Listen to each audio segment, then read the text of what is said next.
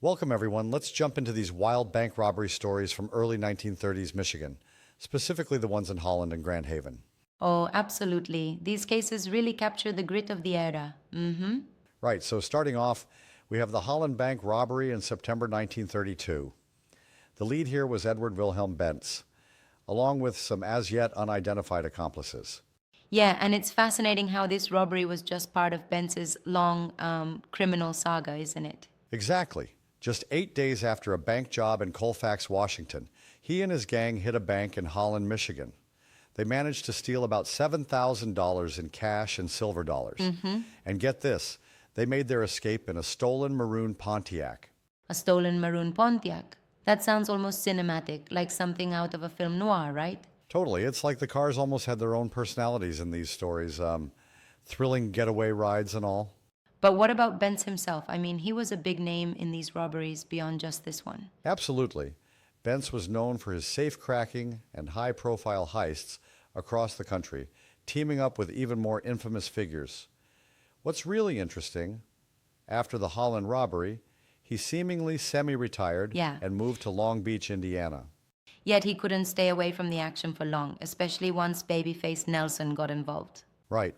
Babyface Nelson, or Lester Joseph Gillis, recruited him for future heists. It's almost like a criminal reunion tour, if you will. Bentz stepping back in just when Nelson was about to make his mark. Mm-hmm. And that leads us directly into the next explosive case, the Grand Haven bank robbery in August 1933. Exactly. In Grand Haven, at People's Savings Bank, the stakes got even higher. It was 3 p.m. on that August afternoon when Nelson and Bentz, along with Earl Doyle and some other unknowns, stormed the bank. They weren't exactly subtle about it. They came armed with machine guns, right? Yep, they were, and things escalated quickly. Teller alarms went off, and nearby business owner Edward Kinkema even armed himself with a shotgun. Yeah, wow. That moment must have been absolute chaos. I can only imagine the scene with employees, customers suddenly thrown into this turmoil. It was dramatic, to say the least. The robbers even used bank employees as human shields to try and get out while gunfire erupted from armed citizens. I find it a bit hard to reconcile that. They risked innocent lives for a heist. I mean, isn't that a step too far even for the desperate times of the Great Depression? That's a good point. While desperate times did breed desperate measures, using employees as shields certainly pushes into morally murky territory. It's like they were willing to sacrifice anyone to secure their escape. Yeah, exactly. And what about the aftermath? Didn't things go sideways for these robbers? They did. The getaway driver panicked seeing Kinkema with the shotgun and fled, leaving Nelson and his crew stranded in the mayhem. In the end, despite commandeering multiple vehicles, they ended up with only $2,300 out of a whopping $30,000 haul. Mm-hmm. From $30,000 to $2,300, it's like the chaos completely ate away their earnings. Exactly. And then there's Earl Doyle. He got subdued by local residents and was later sentenced to life imprisonment. That really shows how vigilant the public could get during that era. Right. The local response was pretty intense.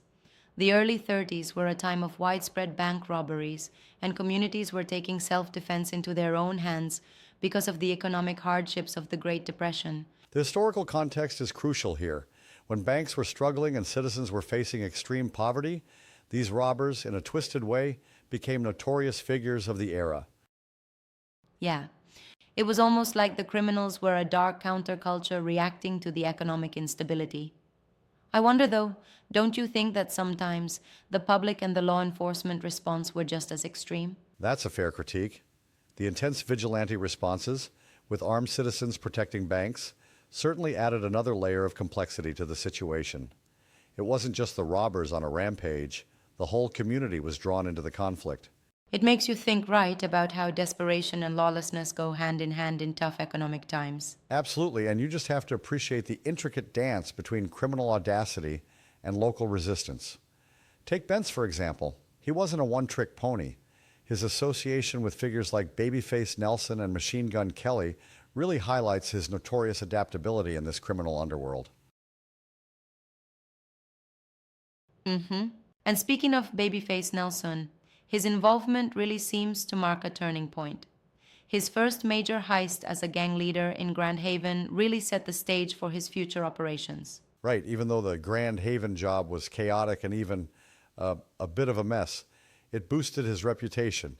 He went on to lead more daring robberies, although his ride ended in a violent shootout with FBI agents in 1934. Quite the dramatic arc, rising quickly and then a violent downfall.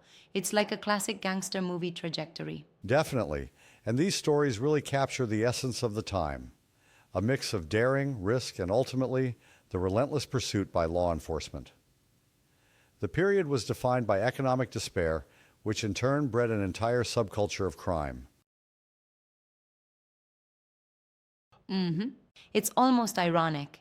The very desperation of the people created an environment where such crimes could not only happen, but become legendary stories. Yeah, it's like the economics of the Great Depression inadvertently scripted these notorious escapades. Meanwhile, the audacity of Bentz, Nelson, and their cohorts is both fascinating and tragic. And let's not forget how these accounts serve as a snapshot into that turbulent era in Michigan. The public resistance, the rapid law enforcement response, even the local citizens arming themselves, it all paints a vivid picture. Right. And sometimes we see these elements almost repeated across different states, though Michigan has its unique twist in these episodes. It's like a microcosm of the broader national struggle between criminal ingenuity and public defense. I agree. It poses a lot of interesting questions about how society adapts under pressure and how certain figures emerge as larger-than-life characters in dark times. Exactly. And when you look at Bentz's entire career, safe-cracking, bank heists, teaming up with other notorious names, then eventually his capture and time in Alcatraz, it's a fascinating study on the life cycle of a career criminal. Yeah, really fascinating. It really is. These detailed accounts show us not just the spate of bank robberies, but also the strategic, albeit desperate, measures people took in the shadow of the Great Depression. Right. And by dissecting these events, we get a window into a time when chaos and order were intertwined, with every act of rebellion met by robust public and legal pushback. It's a compelling blend of history and human behavior, isn't it? I mean, the fact that these audacious plans, from a stolen Pontiac getaway to repurposing a bank as a battleground of wills, still capture our imagination today speaks volumes. Precisely. And even when the robberies didn't pan out as planned, like leaving behind most of the money, the stories remain as a testament to that era's complexity and extremity. Yeah, indeed. I suppose when you really break it down, it's about more than just the money. It's about the legacy of these actions on the social fabric of early 20th century America. Exactly. It's a reminder that every headline, every heist, and every dramatic shootout were part of a larger narrative shaped by economic despair and societal Right on. pressures. And as we wrap up, I think the key takeaway is that these criminal acts, as reckless as they seem now, were deeply entwined with the historical context of their time. For sure, the stories of the Holland and Grand Haven bank robberies give us an inside look at how extraordinary times can lead to extraordinary and often tragic events. Absolutely. Thanks for breaking these down with such energy and detail. Every twist and turn in these accounts really keeps us thinking about how history unfolds. Anytime.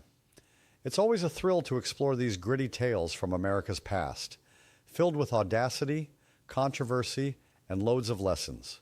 Yeah, indeed. Well, that's a wrap for our deep dive into these notorious 1930s bank robberies. Till next time, keep questioning the past and stay curious.